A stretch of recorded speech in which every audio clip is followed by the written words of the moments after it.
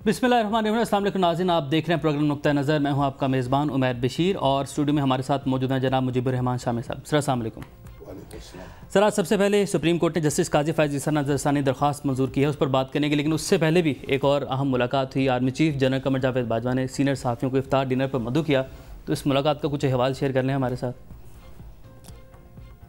ये मुलाकात जो है बड़ी तवील मुलाकात थी, यानी कम व बेश 5 घंटे जारी रही। 5 घंटे 8 बजे शुरू हुई, यानी अफ्तार के बाद और अशाइये के बाद फिर उनसे तबादला ख्याल शुरू हुआ, तो 8 बजे से लेकर 1 बजे तक जारी रहा। लेकिन ये सब ऑफ द रिकॉर्ड था, इसकी कोई चीज़ जो हम शेयर नहीं कर सकते आपसे। अच्छा। लेकिन बड़ा अच्छा माहौल था और सवालों के जवाब लिए और बड़ा खुलकर इज़हार ख्याल किया बाजवा साहब ने। और ये हमारे जनरल ज़ियाउल हक से भी ऐसी नशिस्तें हुआ करती थी। अच्छा। अगरचे एक नशिस्त बहुत बड़ी हुई थी, वैसे महदूद होते थे सामीन। फिर मिर्ज़ा असलम बेग ने भी इस रवायत को आगे बढ़ाया और अशफाक परवेज़ कियानी साहब थे, उन्होंने भी बहुत तफसील के साथ तबादला ख्याल किया मुसलसल। उस वक्त बड़े हालात मुश्किल थे और तालिबान की सरगर्मियाँ बहुत बढ़ गई थी, और एक फिर सवात में एक्शन हुआ और फिर फाटा के इलाके में, तो उसमें फिर बड़ा रोल अदा किया उन्होंने। मीडिया के लोगों से गुफ्तगू करके उनके अश्कालात को दूर करते रहे। और अब जनरल बाजवा जो हैं वो भी बहुत खुले अंदाज से गुफ्तगू करते हैं, और ये जो अफ्तार डिनर है रमज़ान का, ये तो एक रवायत बन गई है तबादला ख्याल की। तो बहरहाल अगर हमारे सियासी कायद जो हैं वो भी इस तरह का एहतमाम करें और इस तरह यानी कैमरे से हट के, क्योंकि जब अब कैमरा मौजूद होता है तो फिर बहुत सी बातें उसकी वजह से कही जाती हैं, फिर आप बैकग्राउंड में जा नहीं सकते। लेकिन अगर हमारे सियासी लीडर जो हैं, ख़ासतौर पर वज़ीर आज़म जो हैं इमरान खान साहब, वो भी इस रवायत को अपनाएं बिल्कुल, और एक तफसीली तबादला ख्याल करें ताकि लोगों की बात सुने, अपनी बात सुनाएं, तो उससे भी एक अच्छे मुस्बत नताइज तो अच्छी सजेशंस भी आ जाती हैं। बहरहाल ये मुलाकात हमारी एक बात तो बड़ी क्लियर की उन्होंने कि पाक फौज जो है वो चाहती है कि अमन कायम हो, बिल्कुल, भारत के साथ भी और अफगानिस्तान के साथ भी, और बातचीत के ज़रिए से मसाइल हल किए जाएं। अब इस हवाले से अब ज़ाहिर ताली जो है वो एक हाथ से तो नहीं बचेगी, दूसरा हाथ जो है हमारे दूसरे दोस्तों का भी है, बिल्कुल। तो बहरहाल तवक्को रखनी चाहिए कि इंशाअल्लाह कोई बेहतर सूरत बरामद होगी। सूरत है और मुलाकात खासी कंस्ट्रक्टिव रही। पाकिस्तान की मुश्किलात हैं, माशी मुश्किलात हैं, सियासी मुश्किलात हैं, और पाकिस्तान उनसे निपटने की कोशिश कर रहा है, कई चैलेंज दरपेश है। तो बहरहाल हुकूमत के मामले में उन्होंने कोई ऐसी बात नहीं कही कि जिससे आप ये कहें कि बस ये तो एक झंडी दिखा दी है हुकूमत को, या ये कहें कि बिल्कुल एक हुकूमत के साथ यानी एक बैत जो है की हुई उसका फिर उसको दोहरा दिया, ऐसी बात नहीं है। उन्होंने हुकूमत के ज़ाहिर ताबे हैं, दस्तूर के ताबे हैं, अफवाज पाकिस्तान और अपना किरदार अदा कर रही हैं, उसी हवाले से उन्होंने गुफ्तगू की। हमारा हुकूमत के अपने फ़ैसले हैं और वो अपने फ़ैसले कर रही है, अफवाज पाकिस्तान का एक अपना सोचने का अंदाज़ है। तो एक बड़ी अच्छी गुफ्तगू रही, और इंशाअल्लाह जो वक्त आएगा तो फिर उस पर ऑफ द रिकॉर्ड थी। सोशल मीडिया पर इस हवाले से कई मामला रहे, लेकिन वो हम खासे दूर हो गए आपकी इस गुफ्तगू से। कई उन्होंने सोशल मीडिया पे जो कुछ आ रहा है उसमें कच्ची पक्की बातें हैं, और बहुत कुछ लोग ऐसे भी اڑا رہے ہیں پیپر کی. ٹھیک سر، اگلے ٹاپک جانے بڑھتے ہیں. جسٹس قاضی فائز عیسیٰ کی نظر ثانی درخواست جو ہے وہ منظور کر لی گئی ہے. یہ بڑا فیصلہ ہے. اس حوالے سے آج عدالت میں کیا ہوا؟ راجہ محسن اعجاز ہمارے ساتھ موجود ہیں. ان سے سر پہلے جان لیتے ہیں کہ آج عدالتی کارروائی کس طریقے سے رہی. راجہ محسن بتائیے گا آج عدالتی کارروائی میں کیا کچھ دیکھا آپ نے؟ دیکھیے، آج حکومتی جو وکیل تھے ایڈیشنل اٹارنی جنرل عامر رحمان، ان کو یہ کہا گیا تھا کہ وہ آج اپنے دلائل مکمل کر لیں، کیونکہ ہم نے دیکھا کہ ایک فریق کو وقت زیادہ دینے یا کم دینے کے اوپر ججز کے درمیان تلخی تک بھی حالات پہنچے تھے. تو آج ایڈیشنل اٹارنی جنرل عامر رحمان نے اپنے دلائل دیے اور ججز کی جانب سے جو سوالات اٹھائے گئے تھے ان سوالات کے جواب دیے گئے. ان کی جانب سے جسٹس منصور علی شاہ نے ان سے جو سوالات پوچھے تھے کہ حکومت نے ایک ریفرنس فائل کیا تھا جسے عدالت کی جانب سے خارج کر دیا گیا، اور حکومت نے اس فیصلے کے خلاف کوئی ریویو دائر نہیں کیا. عدالت نے اپنے طور پہ معاملہ ایف بی آر کو بھجوایا. تو اب حکومت جس نے ریویو بھی فائل نہیں تھا کیا، وہ ایف بی آر کو بھجوائے جانے کو ڈیفینڈ کیوں کر رہا ہے، جس پر ایڈیشنل اٹارنی جنرل کا کہنا تھا کہ اگر یہ معاملہ ایف بی آر کو نہ بھجوایا جاتا تو حکومت اس فیصلے کو ریویو کرتی، ریویو کے لیے اس کو چیلنج کرتی. بہرحال ایڈیشنل اٹارنی جنرل کے دلائل جو ہے وہ آج بھی جاری رہے، اور ان کے دلائل کے دوران ایک دفعہ پھر آج جسٹس قاضی فائز عیسیٰ نے جو ہے وہ مختلف اوقات میں جو ہے وہ جب دلائل دے رہے ہوتے تھے تو وہ اٹھ کے کھڑے ہو جاتے تھے اور اعتراض جو اپنے تھے وہ رکھتے تھے بینچ کے سامنے. تو اس پر جسٹس منظور ملک نے آج یہاں تک انہیں کہنا پڑا جسٹس قاضی فائز عیسیٰ کو، یہ لائٹر نوٹ پہ بات ہوئی کہ آپ کو میں انگلش میں بھی کہہ چکا ہوں، اردو میں بھی کہہ چکا ہوں، اب لگتا ہے کہ پنجابی میں آپ کو جو ہے وہ کہنا پڑے گا کہ معزز جج صاحب آپ اپنی نشست پر بیٹھ جائیں. جس پر جسٹس قاضی فائز عیسیٰ نے کہا کہ تو ونج تے میں آیا، جس پر جسٹس منظور ملک بولے کہ یہ تو ایک سرائکی کا جملہ ہے. بہرحال سماعت آگے چلی. عامر رحمان کے دلائل اختتام کی جانب بڑھے، دلائل تو ان کے اختتام ہو گئے، شارٹ آرڈر بھی سنا دیا. اب یہ جو یحییٰ آفریدی صاحب نے ایک الگ نوٹ دیا ہے، اور کیا اس کی اہمیت ہے اور کیسے آپ اس شارٹ آرڈر کو کیسے دیکھتے ہیں؟ دیکھیے شامی صاحب، بڑا زبردست سوال آپ نے اٹھایا ہے، اور یہی سوال ہے سبھی لوگوں کا. اور اس کے حوالے سے میں آپ کو بتاؤں تو پہلے بھی جسٹس یحییٰ آفریدی کا یہی سٹانس تھا. ان کا یہ کہنا ہے کہ کسی بھی جج کو خود پٹیشنر نہیں ہونا چاہیے. صرف اس وجہ سے انہوں نے اس پٹیشن کو جو پرسنل یعنی جو قاضی فائز عیسیٰ صاحب کی اپنی ہے اس کو الاؤ نہیں کیا. تاہم دیگر جو پٹیشنز ہیں جو یہی ان میں بھی جو ہے موقف ہے، دیگر جو پٹیشنرز ہیں چاہے وہ بار کاؤنسلز ہیں، دیگر وکلا تنظیمیں ہیں، سرینا عیسیٰ ہیں، جتنی بھی پٹیشنز ہیں ان ساروں کو انہوں نے الاؤ کیا ہے. اس پٹیشن کو الاؤ نہ کرنے کی صرف ایک وجہ ہے کہ ان کا پہلے بھی اور ہمیشہ سے یہ موقف رہا ہے کہ جج کو خود پٹیشنر نہیں ہونا چاہیے. فائز عیسیٰ صاحب نے درخواست دائر کی تھی اس کو انہوں نے قبول نہیں کیا، لیکن جب دوسری درخواستیں نظر ثانی کی قبول ہو گئی تو پھر کوئی فرق نہیں پڑتا نتیجے کے اعتبار سے جوہری طور پر. یہ درست ہوگا؟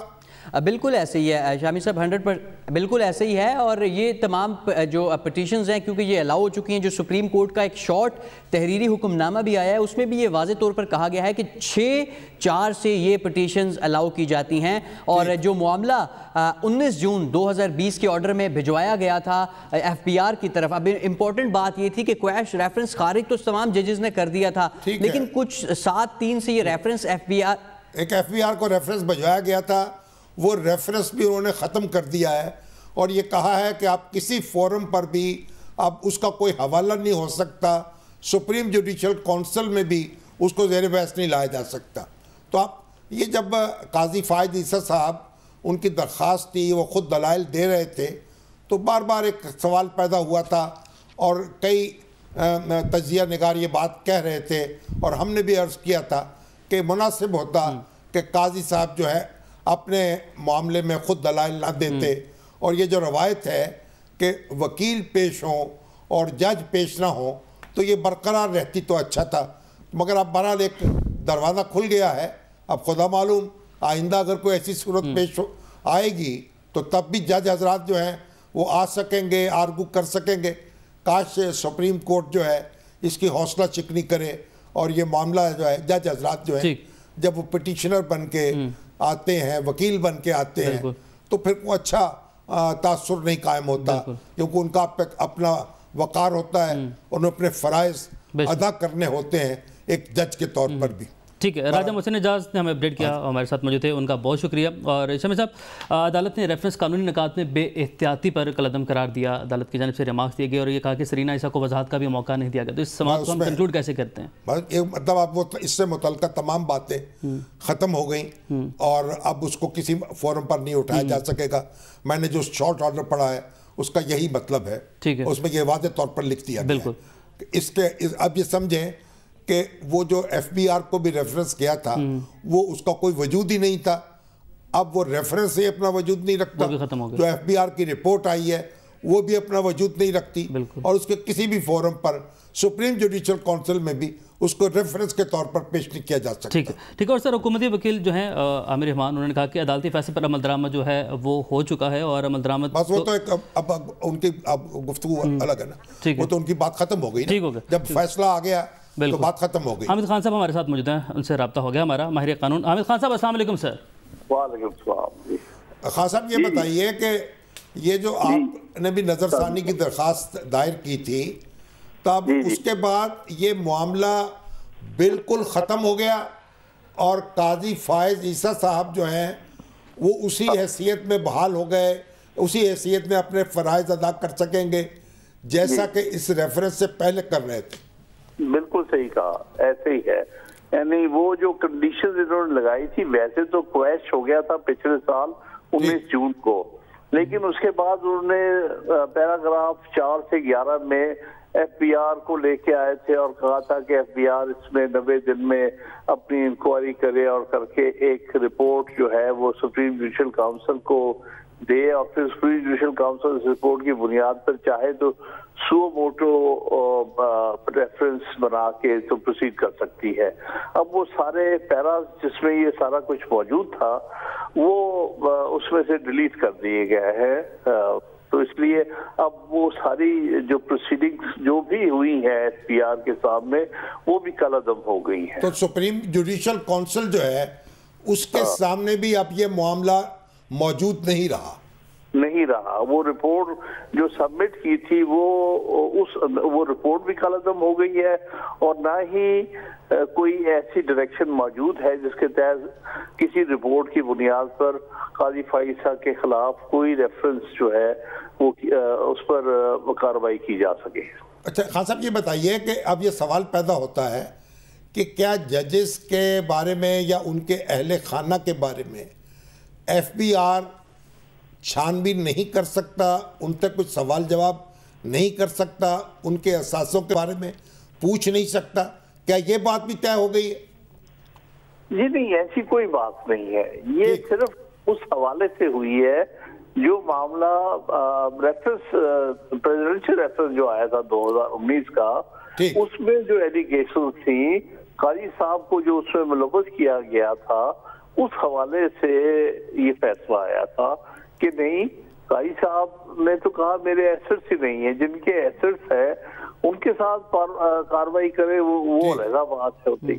تو اس میں قاضی صاحب کا کوئی نیکسس نہیں تھا ان ایلیگیشن کے ساتھ. دوسری بات یہ تھی کہ کاروائی کے بارے میں ہمارا موقف یہ تھا کہ وہ میلا فائڈے کی گئی ہے, کیونکہ اس میں جس انداز سے حکومت کے لوگ ملوث ہوئے تھے, جن میں خاص طور پہ وہ جو ہے شہزاد اکبر ہے, جنہوں نے بڑی جلدی ہیسٹ میں جلدی یہ سارا کچھ بنایا تھا, وہ ان کا جو ایکٹ تھا اس کو انہوں نے میلا فائڈے لا ڈکلیئر کیا تھا کہ ان کا مقصد وکٹمائز کرنا تھا, اور وہ کوئی بونا فائڈے انہوں نے نہیں بنایا تھا.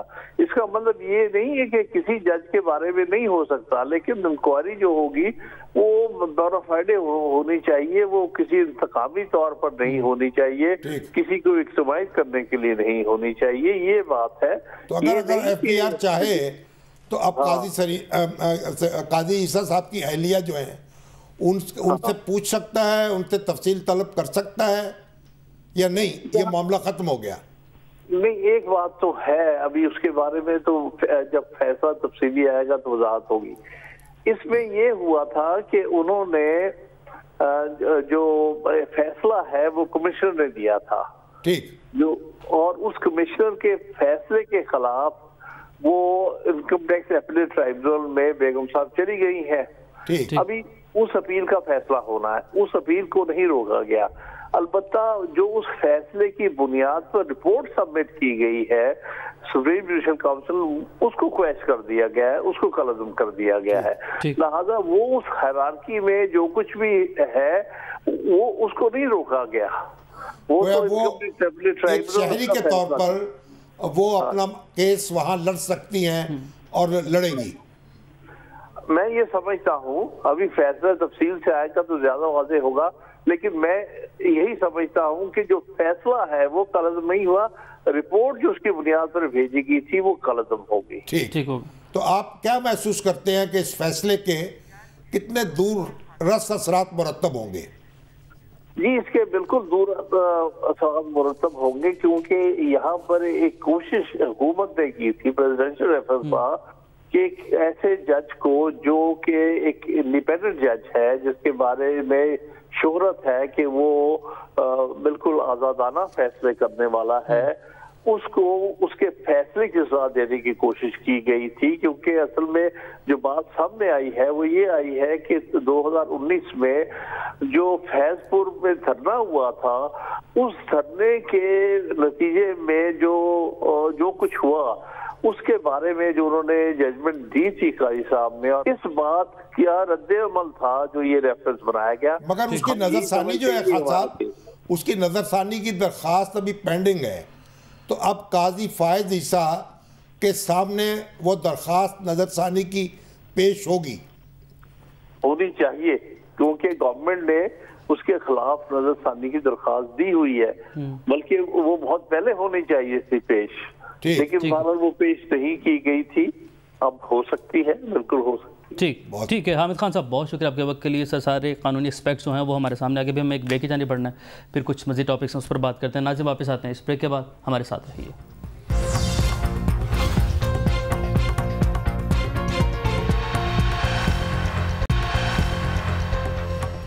ویلکم بیک ناظرین. اس حصے میں بات کریں گے کراچی این حلقہ 249 کے ضمنی انتخاب کے حوالے سے کس کا پلڑا بھاری ہے. اس کے حوالے سے کچھ انڈیپینڈنٹ ادارے ہیں جن کی جانب سے ہر سال سرویز آتے ہیں. سروے ہے پلس کے مطابق پاکستان تحریک انصاف کا پلڑا بھاری ہے, 19% ان کو جو ہے وہ لوگ ووٹ کرنا چاہتے ہیں. گیلپ کے مطابق مسلم لیگ نون کا پلڑا یہاں پر بھاری ہے, اور ان کے مطابق 19% پر نون لیگ, اور پاکستان تحریک انصاف 16% کے ساتھ دوسرے نمبر پر ہے, یعنی کہ یہاں پر نون لیگ کو تھوڑا سا مارجن ملا. جبکہ ایپور کے مطابق پی ٹی آئی آگے ہے 15 کے ساتھ, جبکہ 1% کا مارجن ہے. نون لیگ 1% یعنی کہ 14 نمبر کے ساتھ پیچھے ہے. شامی صاحب لیاقت رانا سے بھی مزید ڈیٹیل جانتے ہیں, لیکن یہ جو آپ کی مصطفیٰ کمال صاحب ہیں وہ کہاں ہیں؟ سر سروے کے مطابق جو مصطفیٰ کمال صاحب ہیں وہ آتے ہیں تقریباً 5ویں-6 نمبر پر جا کر آتے ہیں. پلس نے ان کو 17% دیا ہے ووٹ, اور گیلپ کے مطابق صرف اور صرف 8% وہ ووٹ حاصل کر سکتے ہیں. اور پیپلز پارٹی کو بھی سر چوتھے نمبر پر رکھا ہے ان سرویز نے, اور گیلپ کے مطابق صرف 10% ووٹرز ہیں پیپلز پارٹی کے ساتھ. پلس کے مطابق 7% ووٹر ہے. گویا مقابلہ جو ہے وہ پی ٹی آئی اور مسلم لیگ نون میں ہے. بالکل. اور شامی صاحب اس میں ایک اور بڑی اہم بات ہے جو میں دیکھ رہا ہوں, جو ایسے ووٹرز ہیں جنہوں نے ابھی تک فیصلہ نہیں کیا, ان کی وہی اچھی بڑی تعداد ہے. بالکل, جس طرح امریکی انتخابات میں سوئنگ سٹیٹس ہم نے دیکھی ہوئی, یہ سوئنگ ووٹرز ہم ان کو کہہ سکتے ہیں. 22% گیلپ کے مطابق ہیں جنہوں نے ابھی تک فیصلہ نہیں کیا. 16% ہیں پلس کے مطابق جنہوں نے ابھی تک فیصلہ نہیں کیا. یعنی کہ یہ لوگ بھی اہم کردار ادا کر سکتے ہیں. یہی اہم کردار ادا کریں گے, یعنی جو بھی فیصلہ کریں گے, اتنا یعنی کلوز فائٹ ہے جب, بالکل, تو یہ فیصلہ کریں گے. اگر یہ پی ڈی ایم جو ہے اس سے جھگڑا نہ ہوتا پیپلز پارٹی کا, یا پیپلز پارٹی سے پی ڈی ایم کا, تو پیپلز پارٹی بھی ان کو سپورٹ کرتی مسلم لیگ نون کے کینڈیڈیٹ کو. کیونکہ پی ڈی ایم میں یہ طے ہوا تھا کہ جس پارٹی کی نشست ہوگی یا جو پارٹی نمبر 2 پہ رہی ہوگی اسی کا امیدوار لڑے گا. تو یہاں کیونکہ شہباز شریف صاحب جو تھے انہوں نے الیکشن لڑا تھا فیصل واڈا کے مقابلے میں, اور وہ چند سو سے ہارے تھے یا ہرائے گئے تھے. تو اب وہ یہ سیٹ مسلم لیگ نون کا استحقاق تھی. اگر پی ڈی ایم میں پیپلز پارٹی موجود ہوتی تو آج پیپلز پارٹی کے ووٹ بھی مسلم لیگ نون کو ملنے تھے. ایم کیو ایم بھی جو اتحادی جماعت ہے پی ٹی آئی کی, تو وہ بھی ساتھ نہیں دے رہی, تو پی ٹی آئی کو اس سے بھی ڈیمیج ہوگا. تو ایم کیو ایم کا اپنا کینڈیڈیٹ ہے؟ ہاں جی حافظ مرسلین صاحب. مگر وہ کتنے نمبر پہ ہے؟ حافظ مرسلین صاحب ایم کیو ایم سر آتی ہے تقریباً اس سروے میں ایم کیو ایم کا ذکر ہی نہیں کیا گیا. یہ جو حلقہ ہے نا تیسرے نمبر پہ سروے نے رکھا. یہ جو حلقہ ہے تیسرے نمبر پہ. تیسرے نمبر پہ. تو آپ نے ایسے اڑا دیا. ہاں جی اب بھی ماشاءاللہ ہے. تو دیکھیے اصل میں یہ جو حلقہ ہے نا یہ کسی ایک لسانی گروپ کا نہیں ہے. یہاں مختلف زبانیں بولنے والے آباد ہیں اور یہ مسلم لیگ کا ایک روایتی حلقہ رہا ہے. مسلم لیگ کے امیدوار ماضی میں بھی یہاں سے منتخب ہوتے رہے. ایجاد شفیع صاحب بھی منتخب ہوئے. تو ابھی آپ دیکھتے ہیں ٹی ایل پی بھی یہاں پر ہے 2018 میں. ٹی ایل پی نے بھی اچھا ووٹ حاصل کیا تھا. اچھا خاصا ووٹ ہے. اب ٹی ایل پی بھی الیکشن لڑ رہی ہے. اب ظاہر ہے کہ اس کے بھی اثرات ہیں. بہرحال گراؤنڈ ریالٹی کیا ہے. لیاقت رانا ہمارے ساتھ موجود ہیں, ان سے جانتے ہیں. لیاقت رانا صاحب السلام علیکم. وعلیکم السلام. شامی صاحب رانا صاحب یہ بتائیے کیا دیکھ رہے ہیں, کیسی کمپین چل رہی ہے اور کیا الیکشن, آج بھی مراد علی شاہ صاحب نے کہا ہے کہ الیکشن کمیشن کو کہ الیکشن ملتوی کیے جائے, تو ملتوی ہونے کا بھی کوئی امکان موجود ہے اب بھی؟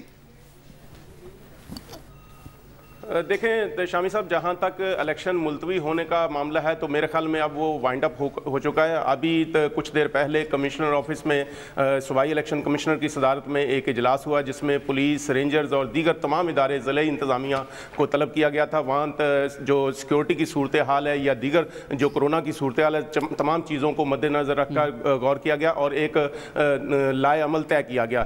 صوبائی الیکشن کمشنر اعجاز انور چوہان کا کہنا تھا کہ ایس او پیز پر ہمیں عمل درآمد کرانے کے لیے سختی کرنی پڑے گی. اس سلسلے میں پولیس اور رینجرز ہماری مدد کرے گی. ہم تمام جو انتخابی عملہ ہے, الیکشن کمیشن کا سٹاف ہے, اس کو سینیٹائزر اور ماسک دیے جائیں گے, جبکہ ہم کوشش کریں گے کہ سوشل ڈسٹینس برقرار رہے اور جو ووٹرز ہیں وہ بھی ماسک پہن کر ہی ووٹ کا استعمال کر سکیں. جہاں تک آپ بات کر رہے تھے یہ جو جی بالکل پولنگ کی شرح کم ہو سکتی ہے. جی بالکل شامی صاحب آپ صحیح کہہ رہے ہیں. کرونا کی وجہ سے, دوسرا پھر رمضان المبارک ہے, روزے کی وجہ سے بھی لوگ گھروں سے کم نکلتے ہیں. کراچی میں ان دنوں شدید گرمی کی لپیٹ میں ہے کراچی, اور کرونا کی وجہ سے بھی جو ایس او پیز ہیں اس پر عمل درآمد ہونے کی وجہ سے یہاں توقع کی جا رہی ہے. الیکشن کمیشن کا بھی کہنا ہے کہ بنیادی مقابلہ ہے وہ کن کے درمیان ہے؟ دیکھیں شامی صاحب, مجموعی طور پر اگر اس حلقے کو ہم دیکھیں تو 1988 سے 2 دفعہ مسلم لیگ نون نے کامیابی حاصل کی ہے, 2 دفعہ پاکستان پیپلز پارٹی نے کامیابی حاصل کی ہے, 2 دفعہ ایم کیو ایم کے پاس یہ نشست رہی ہے, جبکہ 1 دفعہ مجلس عمل کے عمر صادق اور 1 دفعہ فیصل ووڈا گزشتہ سال 2018 کے الیکشن میں کامیاب ہوئے تھے. اگر گزشتہ سال کے گزشتہ الیکشن کو دیکھا جائے تو اس وقت بھی صورتحال کوئی زیادہ تبدیل نہیں ہوئی. جو سرویز آ رہے ہیں ان کے مطابق صرف 2 چیزیں چینج ہوئی ہیں. ایک تو جو پاک سرزمین پارٹی کے مصطفیٰ کمال کا الیکشن میں حصہ لینا ہے اور سرویز میں ان کا نمبر 2 یا 3 پہ آنا, یہ حیران کن ہے. دوسرا جو گزشتہ دنوں کالعدم قرار دی جانے والی ٹی ایل پی ہے اس کے 23,000 سے زائد ووٹ تھے گزشتہ الیکشن میں اور تیسرے نمبر پر آئی تھی, اور توقع کچھ لوگوں کا کہنا ہے کہ وہ اپسیٹ بھی کر سکتی ہے. پاکستان مسلم league, Tehreek Insaf, T L P اور مصطفیٰ کمال کے درمیان میں بنیادی طور پہ مقابلہ دیکھا جا رہا ہے, جبکہ پیپلز پارٹی اور ایم کیو ایم کی طرف سے بھی دعویٰ کیا جا رہا ہے کہ وہ اس ضمنی الیکشن میں کامیابی حاصل کریں گے. دلچسپ بات یہ ہے کہ وہ ایک مضبوط امیدوار ہیں یہاں. جی بالکل, اگر دیکھا جائے تو مسلم لیگ نون کی یہاں صورتحال جو ان کے حق میں ہے, مفتاح اسماعیل اپنی انتخابی مہم بھی بہت اچھے طریقے سے چلا رہے ہیں. اگر ان کا کمپین میں مقابلہ ہے تو مصطفیٰ کمال کا انتخابی مہم کے دوران ان کا مقابلہ کر رہے ہیں. ادروائز مفتاح کمال کی پوزیشن بہت اچھی ہے, اور اس وقت صورتحال یہ ہے کہ بلدیاتی حلقے 6 بلدیاتی یوسیاں ہیں جن پر مسلم لیگ نون کی اجارہ داری ہے, اور مسلم لیگ نون کا ووٹ 1988 سے ہی انٹیکٹ ہے. جیسے کہ اگر 1988 جو ان کو ووٹ ملے تھی, آج بھی مریم نے جو اپنا دورہ ملتوی کیا ہے اور کہا تو یہ ہے کہ کرونا کی وجہ سے وہ نہیں آ رہی, اس کے بھی کوئی اثرات مرتب ہوں گے؟ اگر وہ آتی تو اس کو فائدہ پہنچتا ڈاکٹر مفتاح کو؟ جی بالکل، مریم نواز ایک کراؤڈ پلر ہیں، وہ آتی تو یقینی طور پہ مفتاح اسماعیل کو اس کا بہت زیادہ فائدہ ہوتا، اور کچھ تھوڑی سی مایوسی بھی ہوئی ہے مسلم لیگ کے کارکنوں میں یا ان کے حمایتیوں میں مریم نواز کے نہ آنے کی وجہ سے، لیکن ان کا کہنا ہے کہ چونکہ کورونا کی وجہ سے بیماری پھیلنے کا خدشہ ہے، اس لیے مسلم لیگ نون کو توقع ہے کہ مفتاح اسماعیل یہاں سے کامیابی حاصل کریں گے۔ ویڈیو پیغام جاری کر دیا 2018 کے بھی الیکشن میں جی بالکل انہوں نے ویڈیو پیغام جاری کیا ہے، اور توقع کی جا رہی ہے کہ مسلم لیگ نون اور تحریک انصاف جبکہ پاک سرزمین پارٹی کے مصطفیٰ کمال کے درمیان مقابلے کی توقع کی جا رہی ہے، لیکن ٹی ایل پی کو بھی نظر انداز نہیں کیا جا سکتا کیونکہ وہ گزشتہ الیکشن میں بھی تیسرے نمبر پہ آئی تھی۔ آخر میں لیاقت کمنٹ کر دیں، ملک شہزاد اوان صاحب جو کہ ایم پی ہیں پاکستان تحریک انصاف کے، وہ ناراض تھے امجد آفریدی کو نامزد کرنے پر، تو کیا اب ان کو منا لیا گیا ہے جماعت کی جانب سے؟ دیکھیں، امجد آفریدی کے نومینیٹ ہونے پر شہزاد اوان ناراض ضرور تھے، وہ اسلام آباد میں بھی کافی دنوں تک وہاں بیٹھے رہے، ان کو منانے کی کوشش جاری رہی، لیکن اب وہ امجد آفریدی کے ساتھ تو نظر آ رہے ہیں، لیکن جس طرح وہ ان کو ایکٹیو ہونا چاہیے، جس طرح ان کو انتخابی مہم میں حصہ لینا چاہیے تھا، وہ اس طرح ایکٹیو نظر نہیں آ رہے۔ لیاقت بہت شکریہ آپ کا۔ اور شامی صاحب، مراد علی شاہ صاحب نے بھی آج گفتگو کی، بڑی تفصیلوں نے کہا کہ رمضان بھی ہے، کرونا وبا اپنے عروج پر ہے، تو انہوں نے کیا کہا، پہلے ان کی زبانی سن لیتے ہیں پھر اس پر بات کرتے ہیں۔ ہم آلریڈی الیکشن کمیشن کو لکھ چکے تھے، ہم نے اس کو پرسو بھی کیا، لیکن الیکشن کمیشن نے ہماری بات نہیں مانی، انہوں نے کہا نہیں ہم الیکشن کرائیں گے۔ آج دوبارہ این سی او سی کو ہم نے لکھا ہے جو سٹیپس لینا چاہتے ہیں، ہم چاہ رہے ہیں کہ یہ الیکشن پوسٹ پون ہو، حالات کچھ بہتر ہوں، چاہے وہ جب انشاءاللہ تعالی جلد حالات بہتر ہو جائیں، آپ 1 ہفتے کے نوٹس میں الیکشن کرا لیں، اور بھی اگر کوئی ایسے ایونٹس ہیں ہم ان کو لوگوں کو بھی ریکویسٹ کریں گے کہ وہ نہ کریں۔ گھبرانا یا نہیں گھبرانا، آپ لوگ اگر نہیں ہیں تو یار میں ہوں، اور میں ڈرتا بھی ہوں، اور میں ہار ماننے کے لیے بھی تیار رہتا ہوں۔ یار یہ کوئی ہم کرکٹ کا گیم نہیں کھیل رہے، اس سے نکل آئیں باہر۔ آپ ابھی بھی کسی سے بات کرنے کے لیے تیار نہیں ہیں، مجھ سے تو مجبوری ہے، بات کر لی جاتی ہے۔ ایگو ایشوز نہ بنائیں، سب کو ساتھ ملائیں۔ میں تو ابھی یہ بھی کہوں گا کہ ہر پولیٹیکل پارٹی کو ساتھ ملائیں تاکہ ان کی بھی طاقت استعمال کی جا سکے۔ جی شامی صاحب، وہاں تو انہوں نے کہا ہے کہ ہم سخت اقدامات کریں گے۔ اب الیکشن کمیشن تو بات نہیں مانی، اس لیے الیکشن تو ہوتا نظر آ رہا ہے بالکل، اور وہاں انہوں نے کہا کہ ہم جو بھی اقدام ہوگا لاک ڈاؤن کر سکتے ہیں، ٹرانسپورٹ پر پابندی لگا سکتے ہیں۔ لاہور میں بھی جو اگرچہ وبا بہت پھیلی ہوئی ہے مگر فوج طلب کر لی گئی، بالکل فوج طلب کر لی گئی، فوج آ چکی، آپ نے دیکھا؟ بالکل، آج 6 بجے کا وقت تھا، فوج آ چکی۔ میں نے یہ دیکھا ہے کہ آج مجھے 90% لوگ جو تھے نا سڑک پہ، جب میں آ رہا تھا اسٹوڈیو میں، ماسک پہنے ہوئے نظر آئے، تو یہ ایک تبدیلی تھی جو آ گئی ہے۔ ٹھیک ہے، اور یہ ضروری تھی، تبدیلی ہے، ضروری ہے۔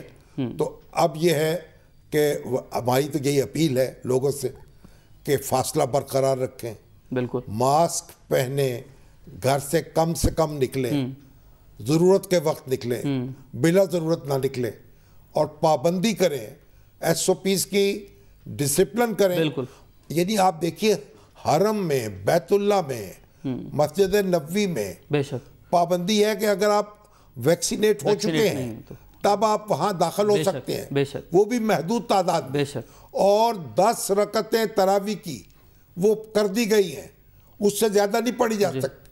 تو یہاں ہم دیکھیے ایک ڈسپلن قائم کریں۔ اسلام جو ہے نظم و ضبط کا دین ہے، نظم و ضبط کا مظاہرہ کریں۔ اب بھارت میں کیا ہو رہا ہے، وہ جو کھمب کا میلہ تھا وہ 12 سال کے بعد ہوتا ہے۔ نجومیوں نے کہا، جوتشیوں نے، کہ یہ 2022 کی بجائے اسی سال کر لیا جائے۔ ستارے بڑے شبھ ہیں، کروڑوں لوگ کٹھے ہوئے، لاکھوں جو تھے وہ نہاتے رہے اور گنگا میں، اور کئی دن تک، اور وہ طوفان بدتمیزی جو مچا، اب گھر گھر میں کوہرام مچا ہوا ہے، اور بھارت شدید لپیٹ میں ہے۔ پاکستان نے امداد بھی بھیجی، ہم امداد بھیجنے کی بات کر رہے ہیں، ہمدردی کا اظہار کر رہے ہیں، ہمارے ہمسائے ہیں، ہمیں بڑی ہمدردی ہے۔ ابھی ہم نے، ہماری ایدی فاؤنڈیشن نے بھی کہا ہے ٹوکن ہی صحیح 50 ایمبولینسز ہم بھیجنے کو تیار ہیں۔ ابھی جواب نہیں آیا، لیکن بہرحال ہواؤں پر، فضاؤں پر اس کا اثر ہوا ہے، اس کا نوٹس لیا گیا ہے۔ اس کی تعریف کی جا رہی ہے.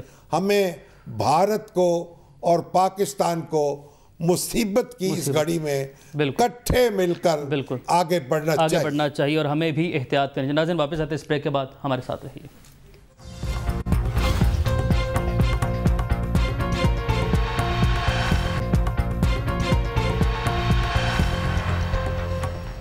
آج کا پروگرام ناظرین اپنے اختتام کو پہنچا. آپ سے کل ایک مرتبہ پھر سے ملاقات ہوگی. اپنا بہت سارا خیال رکھیں. اللہ حافظ.